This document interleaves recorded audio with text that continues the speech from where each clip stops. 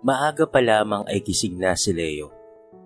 Suot ang malinis at plantsadong uniforme. Hinagod ng kamay ang buhok. Tinignan ang sarili sa salamin. At pagkatapos ay ngumiti. Kailangan niyang maging presentable. Siya kasi ang representative ng klase sa quiz bee ngayong araw. Habang abala sa paghahanda, sumilip sa pinto si Jomar, ang kanyang kuya. Leo, gusto mo ba akong sumama sa'yo mamaya? May naong tanong ni Jomar, habang nakahawak sa gilid ng pinto. Ang kanyang mga matay hindi nakatingin sa kapatid. Wala itong direksyon, sapagkat ito ay bulag. Napakunot ang noo ni Leo. Hindi na po kuya, may mga kaklase naman akong kasama, saka hindi na po kailangan. Ngumiti si Jomar, kahit naman niyang malamig ang tono ng kapatid. Sige, basta mag-ingat ka na lang ha. Pagkaalis ni Leo, lumingon siya sa salamin. Ayokong makita nila si kuya, lalo na yung mga classmate kong sosyal. Baka pagtawanan lang nila ako. Pulong niya sa sarili. Sa eskwelahan, punong-puno ng papuri si Leo mula sa mga guro at kaklase. Magaling siyang magsalita, mabilis umintindi, at palaging may baong tamang sagot. Pero higit sa lahat, ang aura niya ay malinis at maayos, parang laging handang sumabak sa mundo. Ang galing mo talaga, Leo. Parang wala kang problema sa buhay, sabi ng kaklaseng si Arvin. Ngumiti lamang si Leo. Ganun talaga kapag inspired, sagot niya. Ngunit sa likod ng ngiti, ay tinatago niya ang isang bagay, ang pagkakaroon ng isang kapatid na bulag. Simpleng manamit at tila walang sisay sa paningin ng marami. Habang pauwi na siya, natanaw niya mula sa malayo si Kuya Jomar na nakatayo sa tapat ng eskwelahan. Hawak ang kanyang baston. Sa gilid ay may ilang mga estudyanteng nakatingin at nagtatawanan. Leo, alam ko ikaw na yan. Masayang bati ni Jomar. Itinaas pa ang kamay upang kumuway.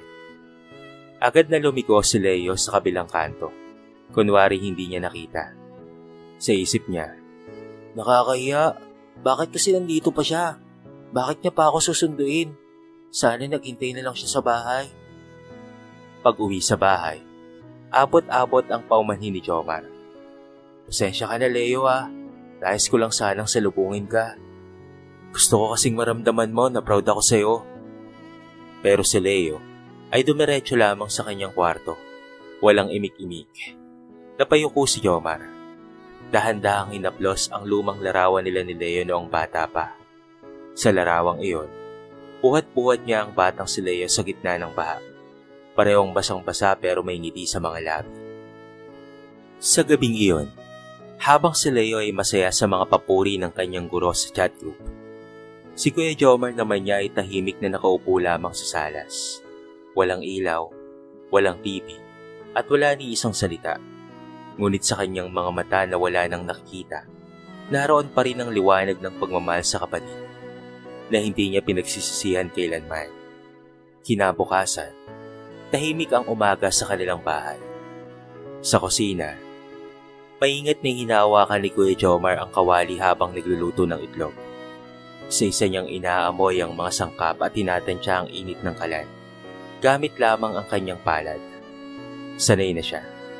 Araw-araw niya itong ginagawa simula nang mawala ang kanilang mga magulang at siya na ang tumayong tagapag-alaga kay Leo. Lumabas ng kwarto si Leo, mukhang nagmamadali. Kuya, hindi na ako kakain ha. Maliliit na kasi ako eh. Mabilis na sabi, habang isinusoksok ang notebook sa kanyang bag. Pero Leo, ginawan kita ng baon mo. Nandun sa mesa. May prutas na rin. Alok ni Kuya Jomar niya. Hawak ang platitong may pinirasong saging. Hindi kumibo si Leo. Kinuha lang ang baon. Hindi man lamang tumingin sa kanya. Habang palabas siya ng pintuan, narinig niya ang marahang tinig ng kanyang kuya. Mag-ingat ka, bunso ha. Ngunit hindi na siya lumingon pa. Pagkaalis ni Leo, muling naupo si Jomar sa sulok ng sala. Doon siya madalas na tumambay. Wala siyang libangan kung hindi ang makinig sa radyo at maganchilyo paminsan-minsan.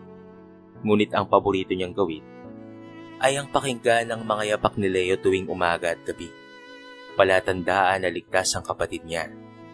Sa eskwelahan, abala si Leo sa bagong project ng kanilang klase. Paggawa ng isang video documentary patungkol sa inspirasyon sa buhay.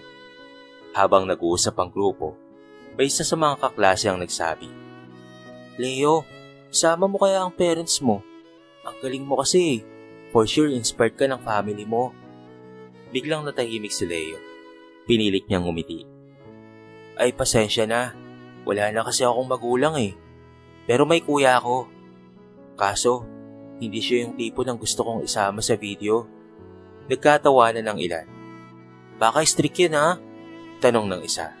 "Hindi. Bulag kasi ang kuya ko." Sagot ni Leo.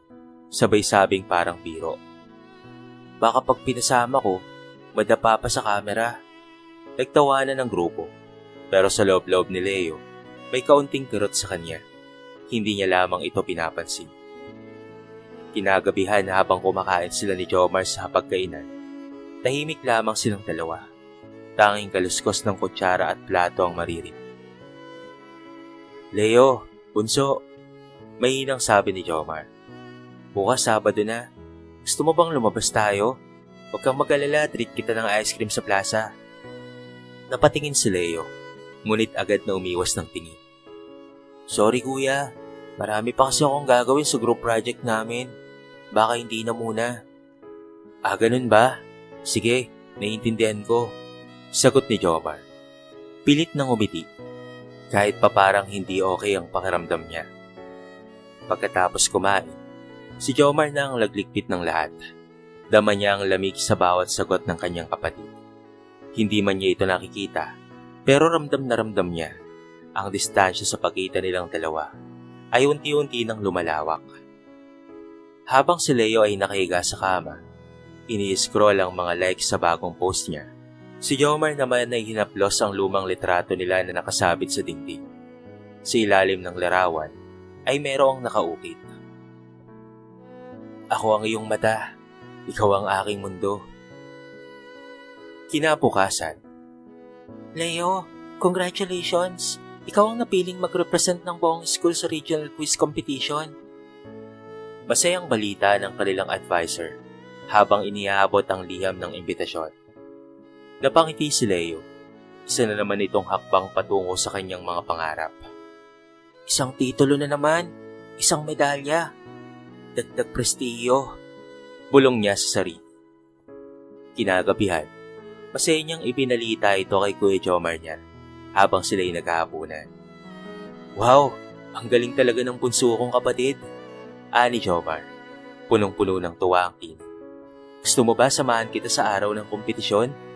Hindi ko man makita pero gusto ko sanang marinig kung papaano kang sumagot." Biglang natahimik si Leo. Ilang segundo daw bago siya sumagot.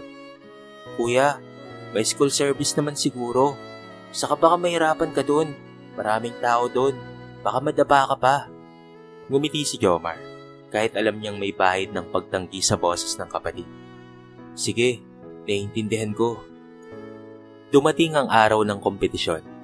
Sa harap ng entablado, punong-puno ng taong nagsisigawan, masigabong palakpakan. Si Leo ang pinakamainit na pangalan. Siyang batang napakatalino, mahusay magsalita at biyasa sa bawat tanong.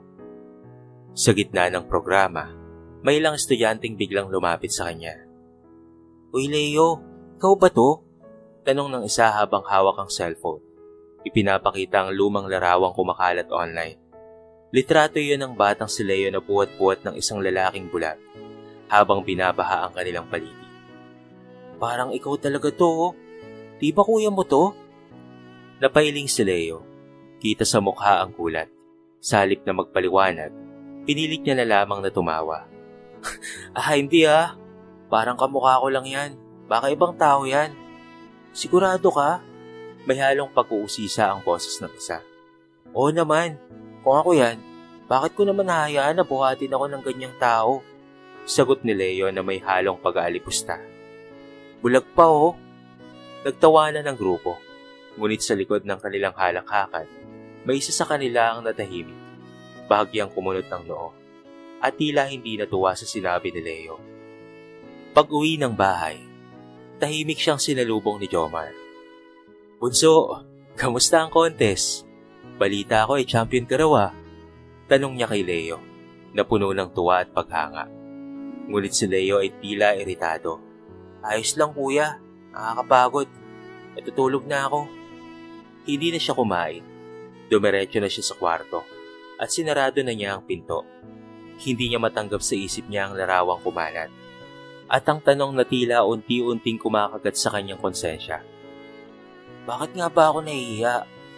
Samantala sa sala, si Kuya Jomar ay muling naupo sa kanyang lumang silya. May hawak siyang transistor radio. Pinakinggan ang replay ng interview kay Leo mula sa school broadcast. "Ang galing mo talaga, bunso." Mahina niyang sabi habang hawak ang rosaryo sa kamay. "Pero sana kahit minsan, masabi mong may kuya kang nagmamahal sa'yo." Mataas ang araw nang lumabas si Leo ng bahay para pumili ng ilang gamit sa proyekto nila. Habang naglalakad, dadaanan niya ang maliit na tindahan ni Mang Efren, ang matandang kapitbahay nilang mahilig magkwento at dating kaibigan ng kanilang yumaong ama. "O Leo, binata ka na." Bati ni Mang Efren, kasunod ng ngiti. "Kamusta na kayo ni Jomar?" Napakunot si Leo, napilitang umiti. "Ayos lang po, Mang Efren. Si kuya tulad pa rin ng dati, tahimik." "Yan nga ang gusto ko sa kapatid mong yon. Tahimik pero may puso. Hindi ka ba proud sa kanya?" Tanong ni Mang Efren, na tila ba may hinanakit sa tono. Napatigil si Leo. "Proud? Paano po ako magiging proud kung, alam nyo na, ganun siya, hindi nakakakita?" Umiling si Mang Efren. "Nakakalimot ka na talaga, Leo." "Ano pong ibig niyong sabihin?" Tanong ni Leo na ngayon unti-unting nababahala. Umupo si Mang Efren sa bangkito at tinapik ang katabing upuan. "Alika, ikikwento ko sa iyo ang hindi mo alam o baka nakalimutan mo lang." Umupo si Leo kahit alangan. Hindi niya inaasahang may maririnig siyang bagay na babago sa pananaw niya. "Anong edad mo noong huling napakalakas ng bagyo? Natatandaan mo pa ba yon?" Mga 3-4 na taon po siguro." Sagot naman ni Leo. "Ang gabing yun ang gabi na muntikan ka ng mamatay. Lumubog ang buong kalsada sa baha. Nasa bubong ang lahat ng tao. Pero ikaw, nalaglag ka sa baha mula sa kahong pinagtataguan mo." Natahimik si Leo. Bahagyang lumabo ang kanyang alaala. "Alam mo bang tumalon ang Kuya Jomar mo mula sa bubong? Wala siyang pakialam kahit anong panganib. Hindi siya marunong lumangoy. Pero dahil sa'yo, isinugal niya ang lahat at nahanap ka niya. Buhat-buhat kang nilalangoy sa malalim na tubig. Iniligtas ka niya, Leo." Napalunok si Leo. "Pero hindi ko na po maalala yun. Siyempre, bata ka pa nun. Pero kaming mga nakakita, hindi namin makakalimutan yon. Pagkatapos ng pangyayaring iyon, ay nagkaroon ng epeksyon ng kanyang mga mata. Nasugatan kasi ang kanyang 2 mata noon sa kanyang paglubog sa maruming tubig. Dinala namin siya sa ospital, pero wala na. Unti-unti na siyang nabulag." Parang huminto ang oras para kay Leo. Nanigas siya sa kinaupuan. Parang binuhusan ng malamig na tubig ang kanyang buong katawan. Ang lalaking matyaga sa bahay, tahimik at laging umaalalay sa kanya, ay siya pala ang dahilan kung bakit siya nabubuhay ngayon at kung bakit hindi ito nakakakita. "Pero hindi niya sinabi sa akin minsan." Mahina niyang bulong. "Alam ko kung bakit, Leo. Dahil mahal ka ng kapatid mo. Hindi siya naghahanap ng papuri. Ang gusto lamang niya ay maging maayos ang buhay mo. Pero anak, sana naman ay matutunan mong lumingon. Hindi habang buhay nariyan siya." Tahimik lamang si Leo habang palayo sa tindahan ni Mang Efren. Sa bawat hakbang, mabigat ang kanyang dibdib. Sa kauna-unahang pagkakataon, hindi na siya makatingin ng diretso. Sa kanyang isipan, bumabalik ang tanong, Paano ko nagawang ikahiya ang taong nagligtas sa buhay ko? At ako pa pala ang dahilan ng kanyang pagkabulag. Maluhalo ang sabi ni Leo. Pagka-uwi niya mula sa tindahan, dala niya ang mabigat na kwento ni Mang Efren. Hindi siya mapakali. Para siyang binabagabag ng mga tinig na paulit-ulit sa kanyang isipan. Mga salitang nagsusumpat. Mga alaala ng pagmamalupit at pag-iwas niya kay Kuya Jomar.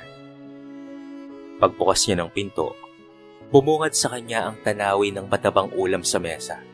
Maayos na inihandang plato at si Jomar naabala sa pag-uugas ng kamay. "Bunso, sakto ang dating mo. Diluto ko na yung paborito mong ginisang munggo. May pritong isda pa. Sigurado akong gutom ka na. Kaya kain ka na." Hindi kaagad nakasagot si Leo. Pinagmasdan niya ang kanyang kapatid. Walang kaalam-alam sa katotohanang nagugulo ang mundo ng kanyang bunsong kapatid. Oo kuya, gutom na nga po ako. Mahinang sagot ni Leo habang dahan-dahang umupo. Tahimik lamang ang hapunan. Si Jomar ay patuloy sa pagsali ng pagkain. Samantalang si Leo naman ay naglalaro sa isipan kung papaano niyang uumpisahan ang kanyang gustong sabihin. Kuya, mahina niyang simula. Naalala mo ba yung bagyong malakas noon? Yung bata pa ako, yung binaha tayo dati? Tumigil si Jomar sa kanyang pagsubo. Parang nabigla. Oo naman, Leo. Bakit mo na itanong? May nagkwento po kasi sa akin, si Mang Efren. Ngumiti si Jomar, bahagyang tumango. Yun pala. Kuya, totoo ba na ako ang dahilan kung bakit ka nabulag?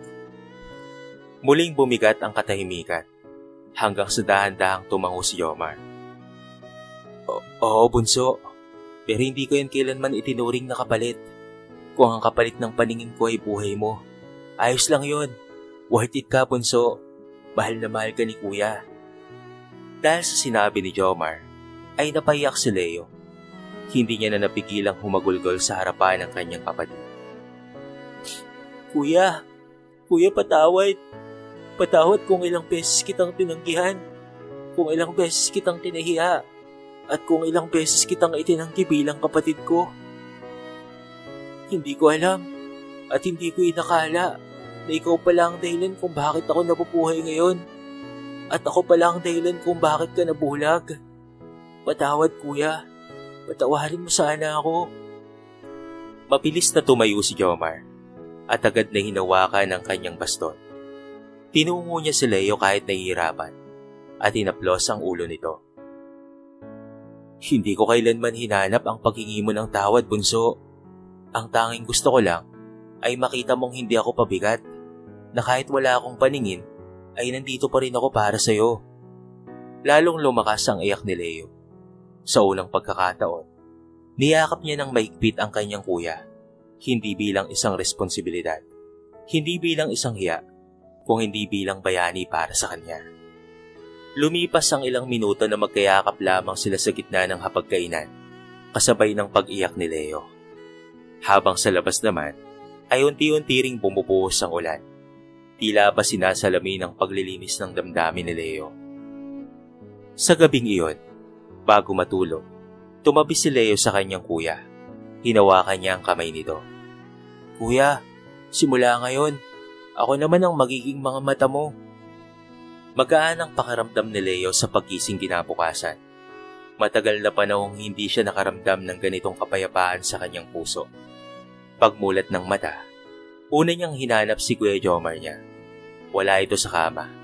Pero naroon ang amoy ng tinimplang kape at mainit na tinapay mula sa kusina. Bumaba si Leo at bumungad ang pamilyar na tanawin. Si Jomar na nakatayo sa tabi ng kalan. Maingat na inahalo ang mainit na lugaw. Ngunit ngayon, salip na inis o hiya, ngiti ang pumalot sa mukha ni Leo. Kuya, ako na dyan. Upo ka na muna. Sabay kuha ng sandok at tinulungan si Jomar. Napangiti ang kanyang kuya. Aba, anong milagro to? Napanaginipan mo ba akong naging superhero? Napatawa si Leo. Hindi kuya, napanaginipan kong nakita ko ang tunay kong bayani. Sa eskwelahan, Ramdam ng mga kaklase ni Leo ang malaking pagbabago sa kanya. Mas bukas na siya sa usapan, mas magiliw at hindi na mainitin ang ulo. Sa kanilang group project, nagulat ang lahat sa pinalitan niyang script. Guys, binago ko na yung topic ng documentary natin.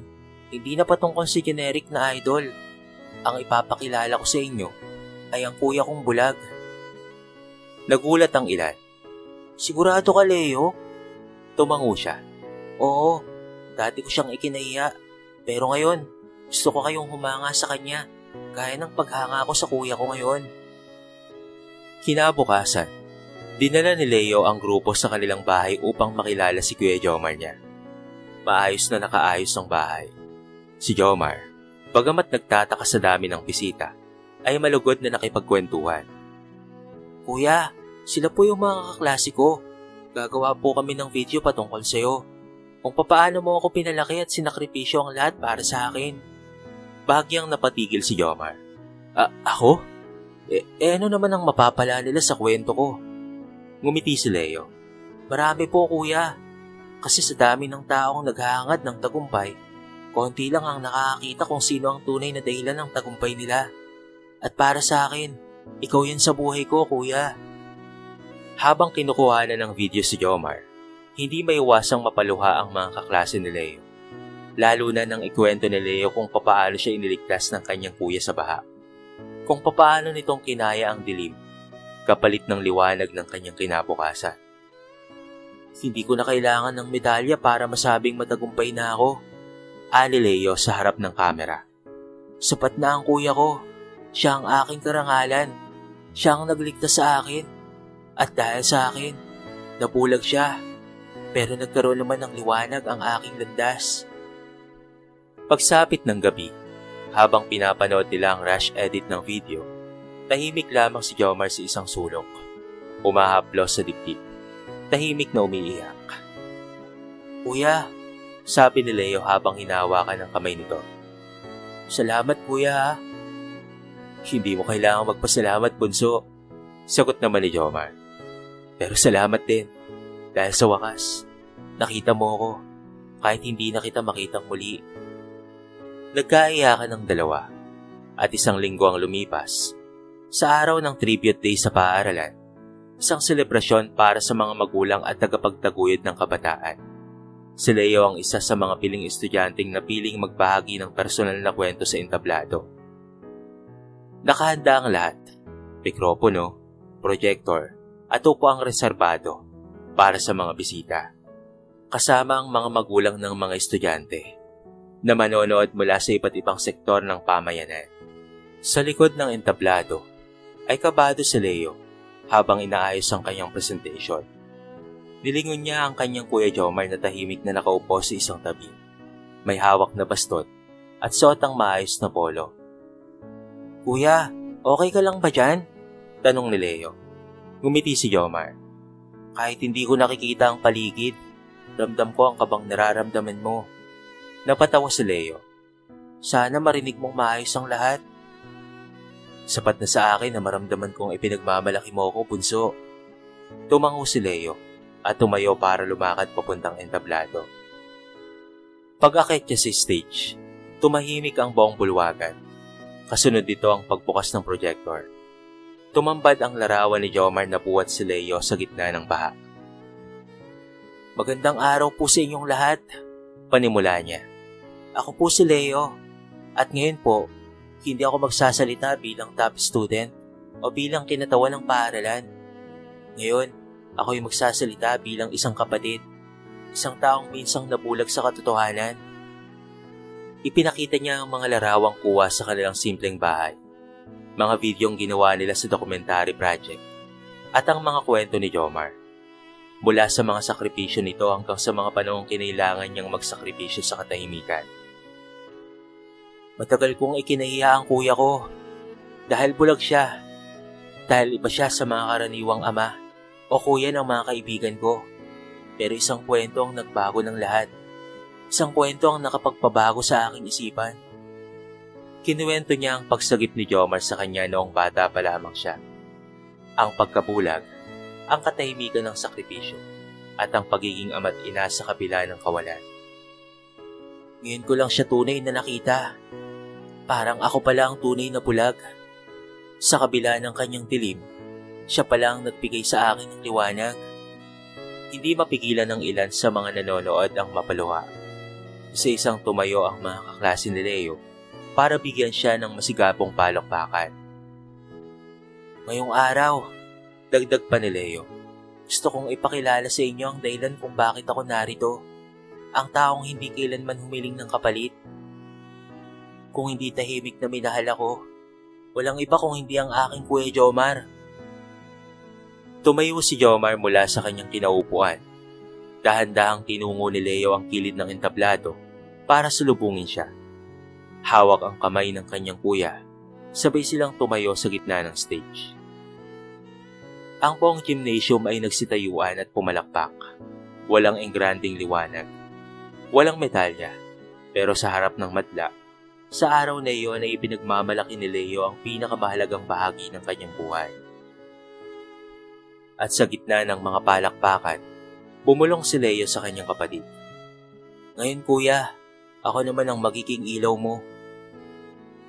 Lumipas ang ilang mga buwan matapos ang tribute day. Ang videong ginawa ni Leo at ng kanyang grupo patungkol kay Jomar ay kumalat sa social media. Hindi inaasahan na maraming tao ang humanga sa kwento ng magkapatid. Mga taong napukaw ang damdamin. Mga pusong nahikayat muling pahalagahan ng pamilya. Dumagsa ang mga mensahe sa kanilang bahay. Mga NGO na nag-aalok ng libreng check-up at operasyon para sa mga may kapansanan. Isang kilalang ophthalmologista ang nagpadala ng sulat. May posibilidad daw na maibalik ang paningin ni Jomar sa pamamagitan ng maselang operasyon sa Maynila. Isang araw, habang nag-aalmusal, ay iniabot ni Leo ang liyam kay Jomar. Kuya, basahin mo po ito. Pakinggan mo po. Biro niya sabay ngiti. Habang binabasa niya ang sulat, nakita ni Leo ang pagkabigla sa mukha ni Jomar. Hindi ako makapaniwala. May pag-asa pa pala. Mahina nitong tanong. Oo kuya, hindi ito sigurado pero may chance pa. At kung pumayag ka, sasamahan kita at ako nang magiging mata mo sa paglalakbay natin. Hindi kaagad nakasagot si Jomar. Nangingilit ang luha nito habang iniisip ang posibilidad. Ngunit higit sa lahat, ramdam niya ang panibagong pananaw ng kapatid. Buo, mahabagi, at tapat. Dumating ang araw ng biyahe. Habang nasa loob ng bus, tahimik na nakatanaw si Leo sa bintana. Si Jomar naman ay nakahawak lamang sa kanyang braso. Tiwalang-tiwala sa bawat hakbang. Natatakot ka ba, kuya? Tanong ni Leo. Hindi na, sagot ni Jomar. Hindi na ako takot sa dilim. Lalo na, ikaw na ang kasama ko sa pagharap sa liwanag. Makalipas ang ilang linggo, isinagawa ang operasyon. Habang naghihintay sa labas ng operating room, nananalangin si Leo, hindi para sa milagro, kung hindi para sa kapanatagan ni Jomar, kahit anuman ang resulta. Matapos ang ilang oras, lumabas ang doktor. Ang operasyon ay matagumpay. Kailangan pa ng ilang linggo ng gamutan na therapy, pero malaki ang posibilidad na unti-unting bumalik ang kanyang paningin. Hindi napigilan ni Leo ang papaluha. Tumakbo siya papasok sa silid ni Jomar at maigpit itong niyakap. Kuya, may liwanag na naghihintay sa'yo. Leo, mainang sagot ni Jomar. Ikaw ang liwanag na hindi kailanman nawala sa buhay ko, bunso. Ilang buwan ang lumipas. Sa isang hapon habang nasa harap ng kanilang bahay, nakaupo si Jomar sa upuang kahoy, nakatanaw sa paglubog ng araw. Leo, sabi niya, ganito pala ang itsura ng langit kapag papalubog na. Napakaganda. Tumabi si Leo sa kanya. Marami ka pang makikita, kuya. Pero kahit kailan, kahit madilim man o maliwanag ang paligid, ikaw ang nagsisilbing liwanag sa buhay ko. At sa araw na yon, sa ilalim ng paglubog ng araw, magkayakap ang dalawang magkapatid. Bona, at wala nang hiyaan. Wala na ang mga katanungan. Wala na ang dilim. Makaraan ng isang taon, Malaki na ang ipinagbago ng buhay ni Leo at Jomar. Si Leo ngayon nasa kolehiyo na sa kursong edukasyon. Nais niyang maging guro, hindi lang para magturo ng akademikong kaalaman, kung hindi upang ikwento sa susunod na henerasyon ang mga aral na kanyang natutunan mula sa isang tahimik pero simpleng bayani. Walang iba kung hindi si Jomar. Samantala, si Jomar naman bagamat hindi na naibalik ng lubos ang kanyang paningin, ay nakakakita na ng mga hugis, anino, at pati na rin liwanag. Hindi na siya umaasa sa dilim. Ngunit hindi rin siya takot sa pagbabalik nito. Natutunan niyang ang tunay na liwanag ay hindi mula sa mata, kung hindi sa ugnayang hindi nasusukat ng karaniwang pananaw. Isang hapon, habang magkasama silang naglalakad pa uwi mula sa simbahan, napansin ni Leo ang isang batang lalaki na tinutokso ng mga kaibigan dahil sa kanyang kapatid na may kapansanan. Lumapit si Leo, ngumiti at marahang nagsalita. Alam mo ba, minsan ang mga iniisip nating kainahan, sila pa ang nagiging pinakamatibay nating haligi. Bago mo'y kahiya ang taong nagmamahal sa'yo, tanongin mo muna kung ano ang naging sakripisyo nito at kung ano ang ginawa nila para marating mo ang kilalalikin mo ngayon. Tumahimik ang paligid. Marahang humawak si Jomar sa balikat ng kapatid at ito ay pumulong. Hindi mo na ako kailangan bilang gabay, Leo. Ngayon, ikaw na ang gumagabay sa iba. Magkatabi silang tumuloy pa uwi. Ang dalawang nilalang na parehong dumanas ng sugat at dilim, pero piniling yakapin ng liwanag. At sa bawat hakbang nila, kasabay ng mahinawan at liwanag ng araw sa daan, ay ang paalala sa lahat ng nakasaksi sa kanilang kwento. Ang pag-ibig ng isang kapatid, kapag pinanday ng sakripisyo, ay hindi kailanman mawawala sa diliman. Ito'y nagiging gabay ng buhay ng bawat isa.